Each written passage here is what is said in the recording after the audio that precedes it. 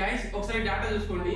Stock market లో trading and investment విషయానికి వస్తే మహారాష్ట్ర, గుజరాత్ అండ్ రాజస్థాన్ ఈ 3 states almost 60 to 70% trading volumes లేకపోతే ట్రేడింగ్ యాక్టివిటీ చేస్తున్నాయి. అండ్ డిమాట్ ఒకటి చూసుకున్నా అంతే ఉంటుంది.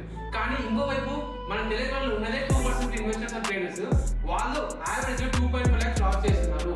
బట్ ఇంకోవైపు ఇటు సైడ్ ఏమో ఎంతో మంది 20 to 23 years కి మిలియనర్స్ అవుతున్నారు, లగ్జరీ కార్స్ కొంటున్నారు. అండ్ మన వాళ్ళు ఏమో లాసెస్ చేస్తున్నారు. దీనికి వచ్చేసిన మేజర్ రీజన్ ఏంటంటే మన వాళ్ళకి ఫియర్ అయినా గ్రీడ్ అయినా రెండు ఎక్కువే.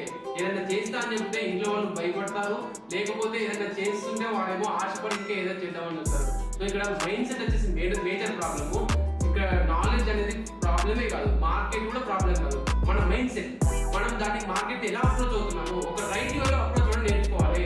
సో ఇక్కడ ట్రేడింగ్ అనేది ఒక స్కిల్, అది ఒక క్విక్ స్కీమ్ లా కాకుండా మనము ట్రేడింగ్ చేస్తూ పర్సెంటేజ్ చేసి ఎలా ఆలోచించాలి, ట్రేడింగ్ ని మనము ఒక రైట్ అప్రోచ్ చేయాలనేది మన క్లాసెస్ మే 15 స్టార్ట్ అవుతున్నాయి.